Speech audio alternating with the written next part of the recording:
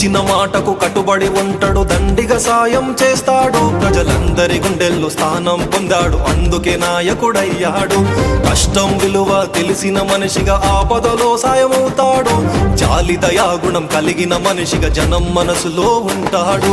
జై జై జై జై పవనన్న, జయ హో కొణిదెల పవనన్న. జనసేన నీ వెంటన్నా, మా కడదాకా ఉంటామన్నా. జై జై జై జై పవనన్న, జయ హో కొణిదెల పవనన్న. జనసేన నీ వెంటన్నా, మా కడదాకా